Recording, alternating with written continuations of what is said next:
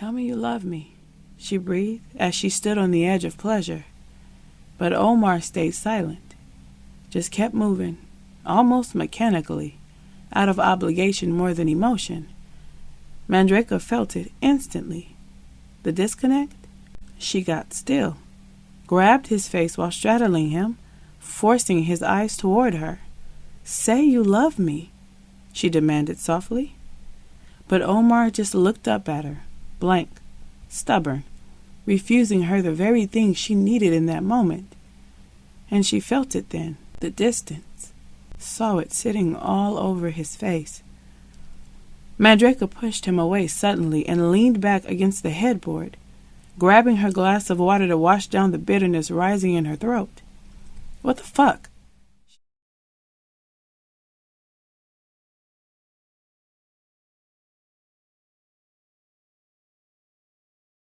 "3 weeks.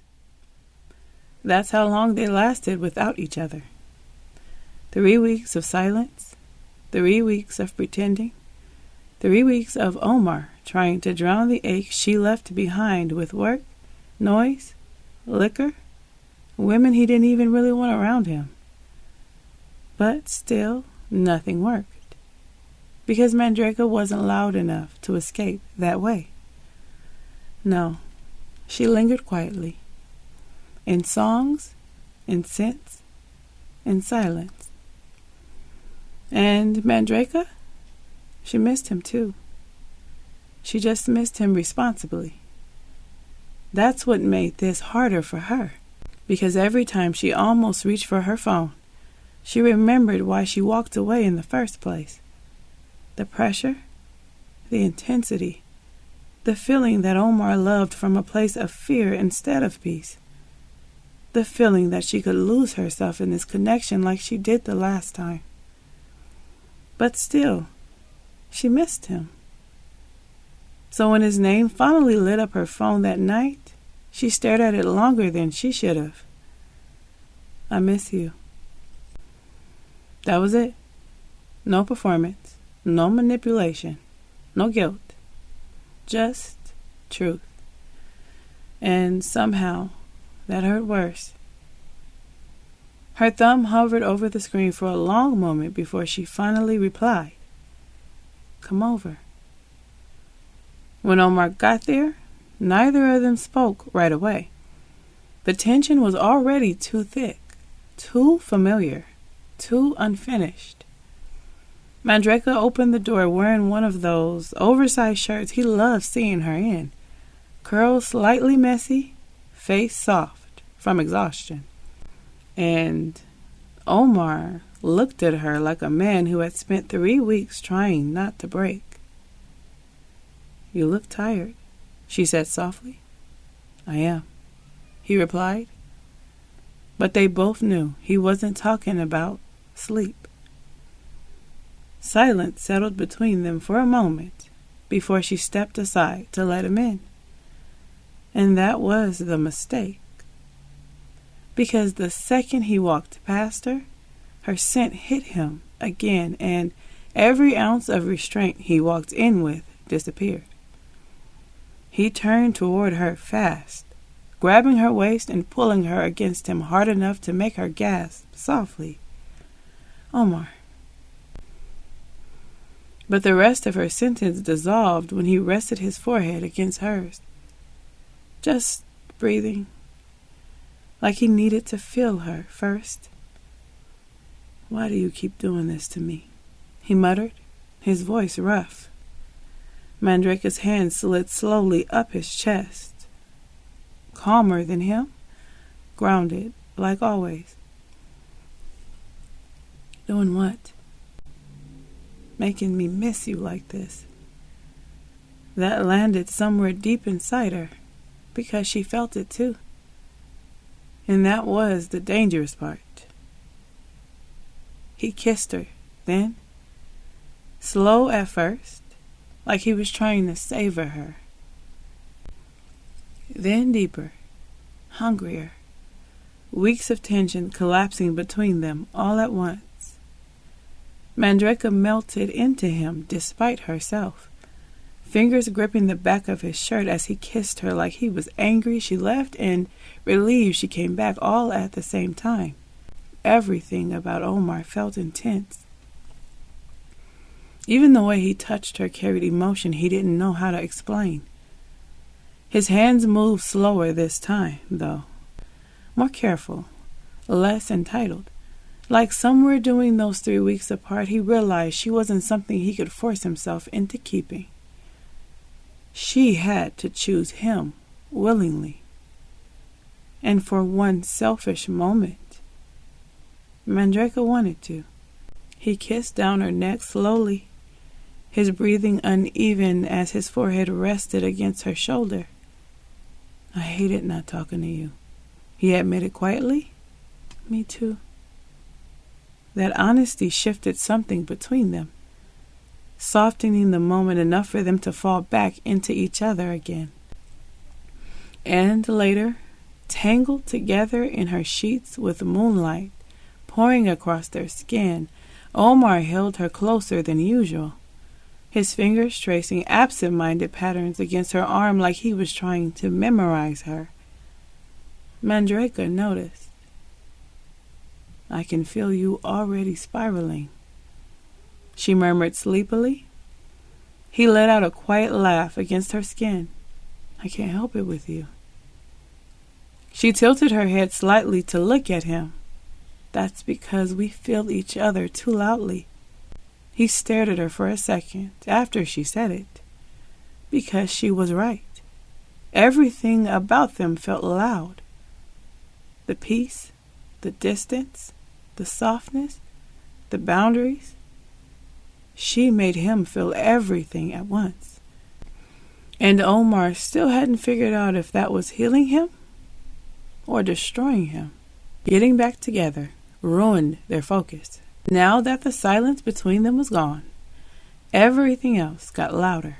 Every notification made Omar jump, hoping it was her.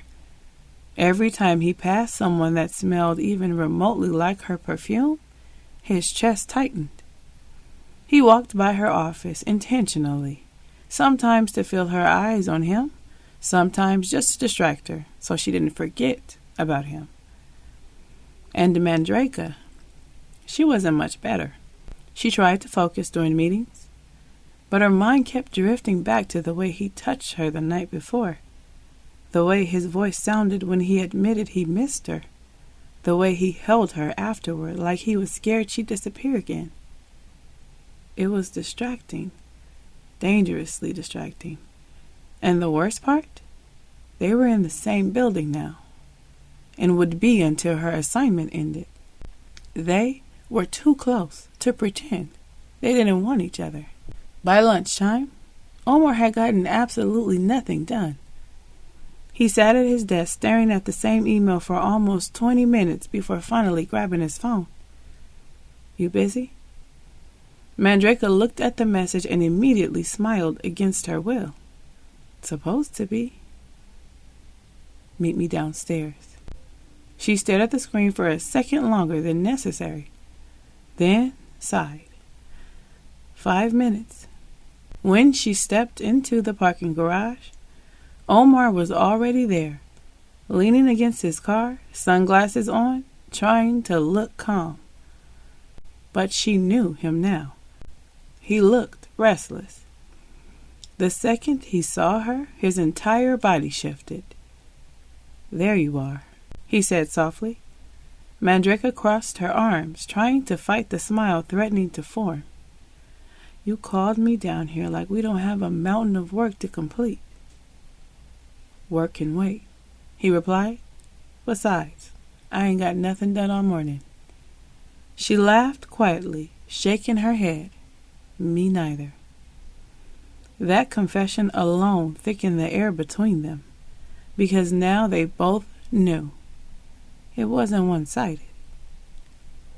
Omar stepped closer, his eyes dragging across her face like he hadn't seen her in weeks instead of hours. You're distracting as hell, he muttered. Mandrake tilted her head slightly. That sounds like a personal problem. It is, he replied instantly. That made her laugh again, softer this time. And Omar swore that sound alone could make him lose his mind. "Come here," he said quietly. The tone in his voice changed everything. Mandrake felt it immediately. That pull, the one she kept trying to stay grounded against. Still, she stepped closer. Big mistake. Because the second she got within reach, Omar grabbed her waist and pulled her against him, kissing her like he'd been thinking about it all day. Her hand slid into his jacket instantly, and his forehead pressed against hers between kisses like he was trying to calm himself down and failing miserably. "We have to stop doing this," she whispered breathlessly. "I don't want to stop," he whispered back. And honestly, she knew that too. Lunch came and went. Neither of them cared. They sat wrapped up in each other in the back seat of his car afterward, breathing unevenly, trying to gather themselves enough to return to work like normal people. Mandrake looked over at him and started laughing quietly. "What?" he asked. "We really skipped work to act obsessed," she said. Omar smirked, brushing his thumb against her thigh absent-mindedly. "You say that like you weren't just as into it." She rolled her eyes, but she was smiling. And that smile? That was exactly why Omar couldn't leave her alone.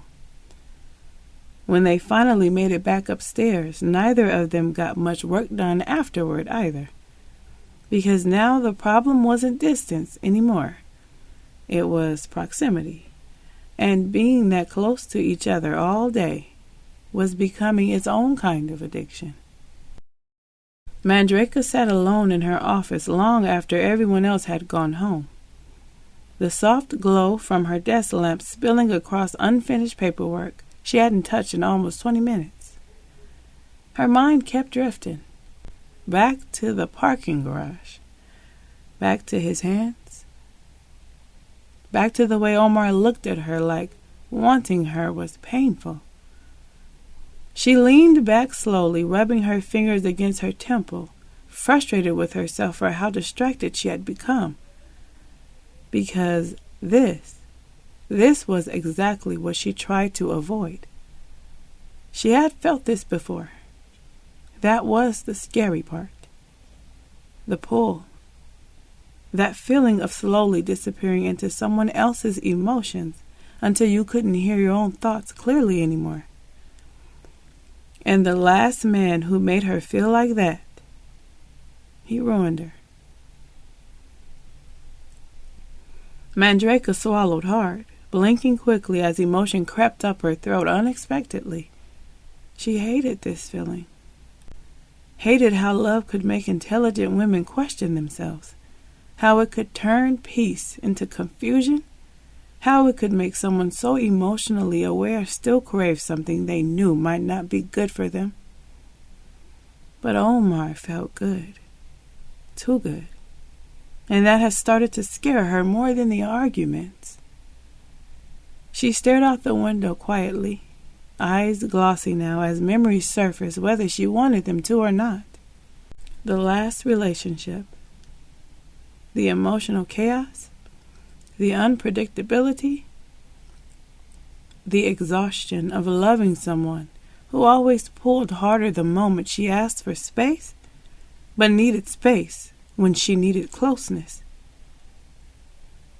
She remembered feeling trapped inside that kind of love, feeling helpless against it, feeling so deeply connected to someone that leaving them felt like ripping her own skin off.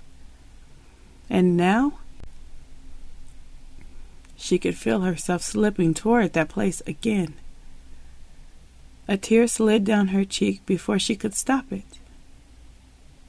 Such a helpless feeling of falling in love, Mandrake let out a frustrated breath, wiping away the tears quickly. "No," she whispered to herself, shaking her head lightly. "No, no, no." like saying it enough times could ground her again.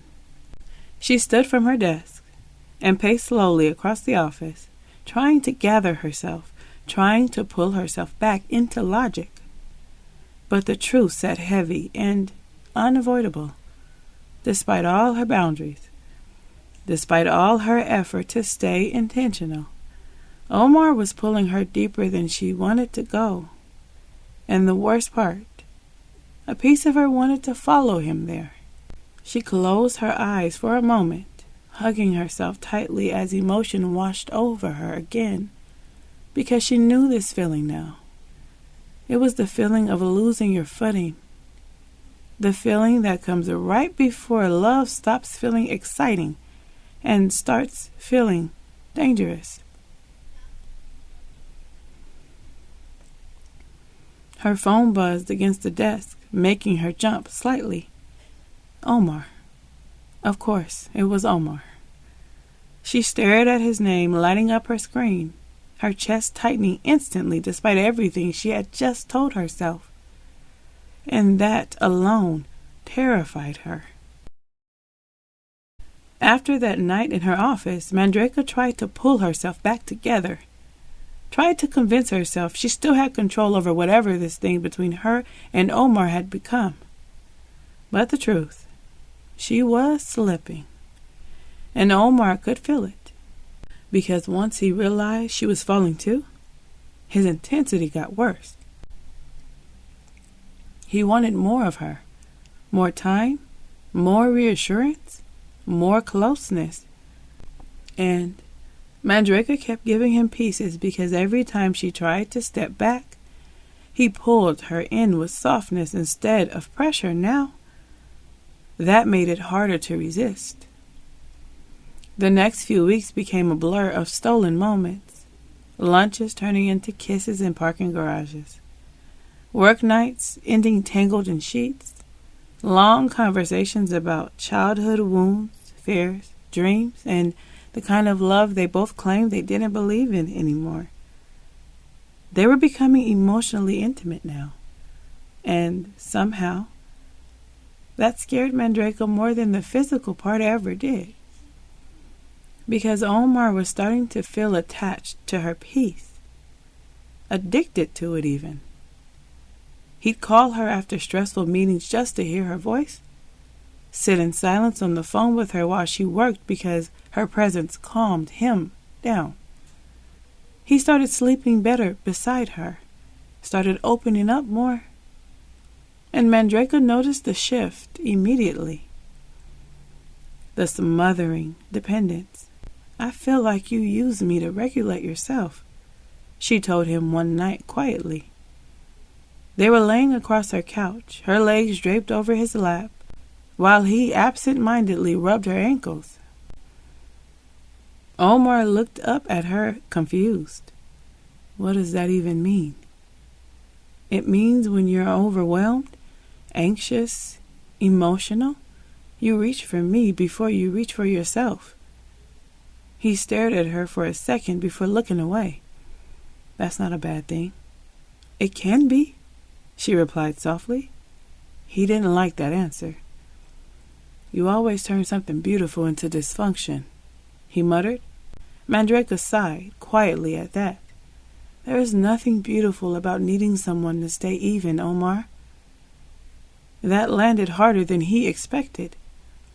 Silence stretched between them, because deep down, they both knew she was telling the truth. Omar leaned his head back against the couch, frustrated now. Why does it feel like you're always preparing for this to fail? Mandrake looked at him for a long moment before answering. Because I know what happens when I ignore my instincts. The room got quiet after that. Heavy quiet. The kind filled with things neither person fully wanted to unpack. Omar's jaw tightened slightly. I'm not him. Mandrake's eyes flicked toward him immediately. Interesting, because she never said another man's name. And yet, somehow, Omar knew exactly what she was talking about. I know you're not, she said carefully. But pain has patterns, Omar. He hated that sentence instantly because it made him feel grouped in with ghosts he didn't create. So what? He asked coldly. I gotta spend every day proving I'm different than somebody who hurt you before me? Mandrake sat up slowly now, feeling that shift happening in real time. That's not what I'm saying. Then what are you saying? I'm saying this intensity is fun for you, but for me, it feels like danger. Wanting someone badly, needing them badly, feeling consumed by them. That's what love always looked like to him. And now, Mandrake was questioning the very thing he thought made his feelings real. He stood up, suddenly, pacing once across the room before stopping near the window. You keep talking like me loving you deeply is some kind of flaw. No, she said softly. I'm saying loving me deeply shouldn't require me to lose myself in the process. And there it was again, that terrifying realization that they were both falling for each other, but from completely different emotional languages. That night left them both in their heads. No texts, no calls. Neither one reached out. They needed time to process. But Omar still found reasons to pass her office, hoping he'd cross her mind the way she constantly crossed his. Mandrake didn't fall into the trap. She stayed focused, put her phone in her bag, kept her computer tab strictly on documents and work sites that actually pertain to work. Every time her mind started drifting toward him, she forced herself back into the present. But when she finally left the building, something in her tightened. Like he was pulling at her energy, refusing to let her leave completely. No, she said out loud as she got into the car. Start the car. She instructed herself firmly. She was going to overcome this. She pushed herself to continue with her day. No checking notifications. No drifting into thoughts of him. No daydreaming. That's how she ended up at her friend's house later that evening, laying across LeClaire's couch, 2 bottles of wine deep into a conversation about Omar and this love that felt a little too much like a trap. And LeClaire listened carefully, eyes narrowed with concentration, already assessing the situation before Mandrake even finished speaking. How old is he? LeClaire asked through a short laugh. 32, Mandrake replied, already knowing what was coming next. 5 years younger? LeClaire said, raising an eyebrow. Interesting. Mandrake tilted her head back against the couch, letting the wine swirl down her throat, trying to ignore the judgment she heard creeping into her friend's voice. I thought you learned from the last time, LeClaire continued. But some of us gotta bump our heads a few more times before we learn to stay away from that side of the street. Mandrake didn't reply. She just stared at the ceiling, hoping LeClaire's words wouldn't stir up pain she worked hard to bury. You'll learn one day. Learn what? Mandrake asked defensively. Age doesn't mean anything. We're both grown, and everybody's different. Yet, some people are exactly the same. LeClaire replied calmly, offering that truth like an accompaniment to the bitter red wine Mandrake could still taste sitting on the back of her tongue. It was a truth she knew existed, a truth she just didn't want to face. And us experienced older women know all too well that most men are more alike than we'd like to believe. Another bitter truth. Another one Mandrake didn't want to swallow, but LeClaire forced it down anyway, and they just sat there. Mandrake close to tears, LeClaire forcing her to confront the uglier parts of her past, and the possibility that Omar could become a sequel to the painful experience instead of something new. By that night, Omar was texting her like crazy, but Mandrake never replied. She had drifted off to sleep not long after getting home from LeClaire's house. Meanwhile, Omar sat on the edge of his bed staring at his phone, knowing her kids weren't there, knowing she was home, knowing deep down he was probably going to end up in his car driving over there whether he wanted to or not. And eventually, he did. The drive felt hectic. He checked his phone at every red light, hoping she'd reply with something simple, like, "Come over." Just enough to make his visit feel less impulsive, less desperate. But she never replied, never even read the messages. By the time he pulled into her driveway and saw her car sitting there, saw the soft glow from her bedroom light shining through the window, regret hit him instantly.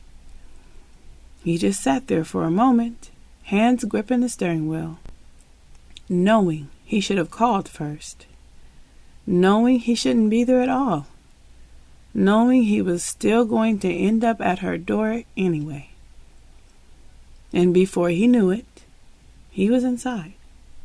He was drowning in the deep waters of her softness, and she was going crazy on top of him, having her way with him in a way she never had before. He could smell the wine on her breath every time she exhaled, asking him to tell her how warm she was, how good it felt, if she drove him crazy the same way he drove her crazy, all in the same breath. Somehow, it all came to a head as they both felt the wave of ecstasy wash over them at the exact same time, collapsing beside each other as if they had drowned in the same waters that carried pleasure to every inch of their being. Mandrake folded into him like she never had before, forcing him to wrap his arms around her as she buried her face in his chest, calming herself with his scent and the slowing rhythm of his chest rising and falling beneath her. "What are we going to do?" she asked softly, sounding unlike herself. No guard, just hope and fear. "Now who's overthinking?" he asked, pulling her closer, embracing this rare moment where she allowed him to feel the vulnerable parts of her. "I just don't want to hit my head again," she admitted as she lifted her face to meet his eyes. The tears were waiting to rush out, but she narrowed her eyes, trying to stop them before they fell. But Omar could still see them. She sat up slowly so she could fully face him. "If I fall, promise you'll catch me." Without hesitation, Omar replied. She fell hard. Against her better judgment, against LeClaire's wise counsel. And Omar definitely caught her every single time. At first. "I can't sleep." That text came at least once a week. The nightmare still found her sometimes, pulling her out of sleep and dropping her back into old pain she thought she buried a long time ago. And every time, Omar came. No hesitation, no complaints. He'd drive over in the middle of the night, rub her head while she cried quietly against his chest, hold her close, rock her gently until her breathing slowed and sleep finally reclaimed her. He became her comfort, her stability, her sense of security when she couldn't find her own. And that terrified Mandrake almost as much as it healed her. Because slowly, without even realizing it, she had stopped calming herself down before reaching for him first. And Omar could feel that weight. The pressure, the heaviness of Mandrake's past. But she opened up for him, and that's something he thought he wanted, thought he could handle. She needed him more now, became dependent on his strength whenever she couldn't find her own. There were nights she became completely emotionally unraveled, inconsolable, and Omar would be beside himself trying to pull her back to her baseline, trying to save her from feelings he didn't fully understand himself. And eventually, the pressure started making him pull away. "Come see me," Mandrake texted him one evening. Omar stared at the message for a long time. He had gotten lost in work and hadn't contacted her in almost a week. Part of it was work. The other part, he needed distance from the pressure of being needed so deeply. Been busy. Too much work to get done. Dinner next week. "I miss you. Next week is like 4 days away. Come see me." Omar felt the heaviness tighten in his chest as he read her message. And she still wasn't letting up. "I have to work, Dre. I really miss you. Just come over tonight." Omar stared at the screen for a second before finally replying, "Okay." Barely talked before they ended up in her bed again, letting the moonlight paint them in shades of deep blue while they touched each other with passion, desire. But something about it felt different this time. Like both of them were using intimacy to avoid a conversation neither wanted to have. "Tell me you love me," she breathed as she stood on the edge of pleasure. But Omar stayed silent, just kept moving, almost mechanically, out of obligation more than emotion. Mandrake felt it instantly. The disconnect? She got still, grabbed his face while straddling him, forcing his eyes toward her. "Say you love me," she demanded softly. But Omar just looked up at her, blank, stubborn, refusing her the very thing she needed in that moment. And she felt it then, the distance, saw it sitting all over his face. Mandrake pushed him away suddenly and leaned back against the headboard, grabbing her glass of water to wash down the bitterness rising in her throat. "What the fuck?" she asked quietly. Omar moved to the edge of the bed, head lowered, trying to steady his breath, trying to gather the courage to finally say it. But he couldn't move, couldn't speak. "Omar!" Mandrake yelled this time, panic slipping into her voice. Still nothing. No movement, no words. And suddenly, she knew exactly what this moment was, knew exactly how the night was going to end.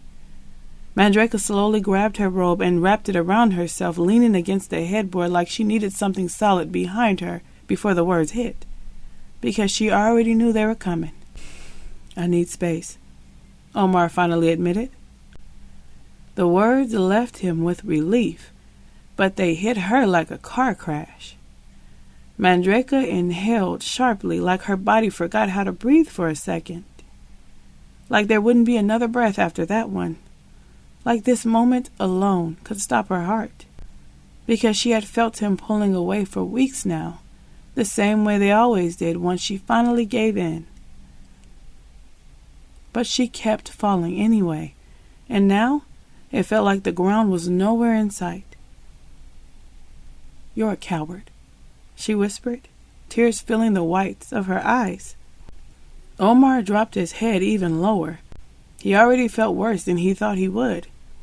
"I'm different, Dre. This'll be different, Dre," she mocked through tears. "Isn't that what you told me?" Her voice cracked. "You're a fucking liar." She stood now, emotion pouring out uncontrollably, just like every other man that wants to see me bare so you can stare at all the broken places and break me even more. "Dre, you're a mess," Omar snapped back, overwhelmed now himself. "I've been there for you, but it's a lot. You got a lot of demons." "I'm human and flawed," she yelled. "Being able to see that and stay, That's love, Omar. Not the desire to claim something before you even know what it is you're claiming. She spit the words out like fire. The anger had her throat burning and her head spinning. Flawed and hectic are two different things, Dre. Omar replied, exhausted now. I'm just not the man for you. And finally, he said the real part. The part he'd been avoiding. I don't feel like you're the woman I met anymore, he admitted quietly. I need time to think about if I really want this. And that broke her more than everything else combined. Go, she snapped, tossing his clothes at him. Now! The words echoed through the room sharper than she intended, but she couldn't stop them, couldn't stop anything anymore. Mandreka rushed toward the front door, passing every piece of the life she had fought to rebuild. Degrees hanging proudly on the walls, pictures of her children, smiling memories frozen in frames. Accomplishments she once thought proved she survived what tried to destroy her. But heartbreak has a cruel way of shrinking everything good. One moment of loss, and suddenly none of it feels loud enough to comfort you. The beautiful home she worked so hard for suddenly felt small, empty, like grief had swallowed the air inside of it. She stood at the door waiting for him, face wet with tears and twisted with anger, arms folded tightly across herself like she was trying to physically hold herself together. And Omar? He felt awful. Because he really did think he wanted this. At first, he was sure of it. Sure of her. Sure that loving her deeply meant he was finally becoming a better man. But somewhere between her softness and her pain, between being needed and being depended on, he realized he didn't have the strength to carry someone the way Mandreka needed to be carried. And the worst part, he knew she warned him from the very beginning.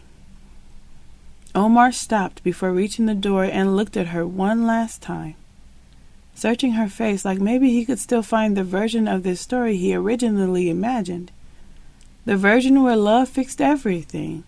The version where intensity meant forever. The version where wanting someone badly was enough to keep them. But standing there now, watching the strongest woman he ever met trying not to completely fall apart in front of him, he realized something terrifying. Love was never the problem. They just wanted it in two completely different languages. Mandreka looked away first. That hurt him more than the yelling, more than the tears, because somehow her refusing to look at him felt final in a way words never could. You made me promise to catch you if you ever fell, he said quietly, almost to himself. Mandreka laughed through her tears. Yeah, she whispered, and you still let me hit the floor without even trying to catch me. She swallowed hard. Silence filled the room after that. Then he walked out.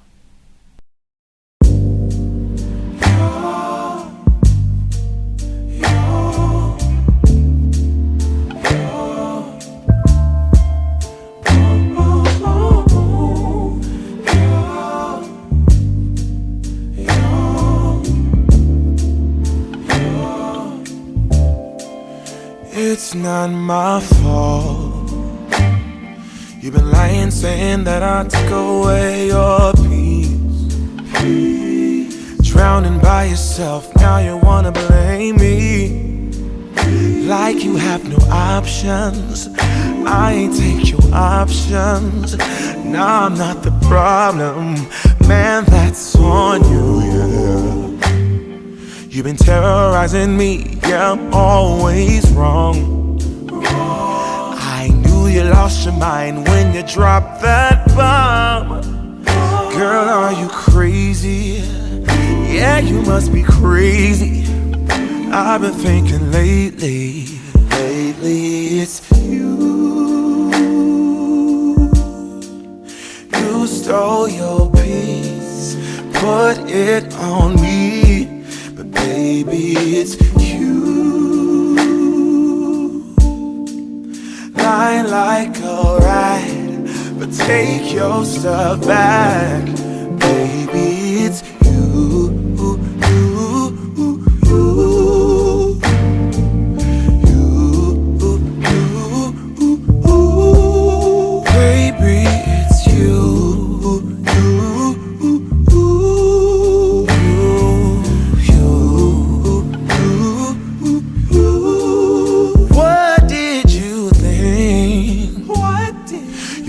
Whatever, and I would never. Yeah.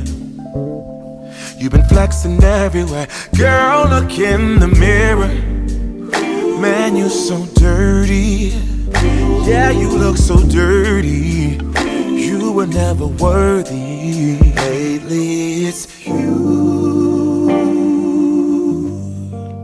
You stole your peace, put it on me. But baby, it's you. Lie like alright, but take your stuff back. Baby, it's you.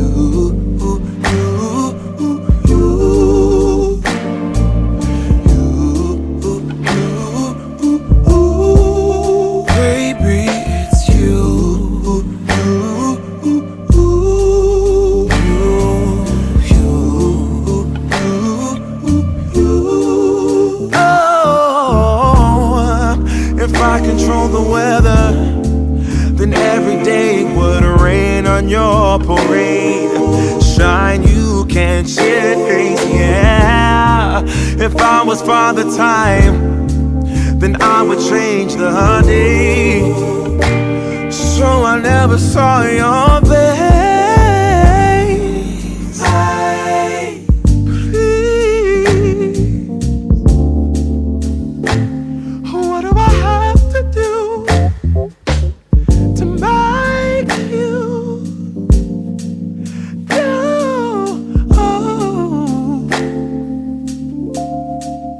Baby, it's you.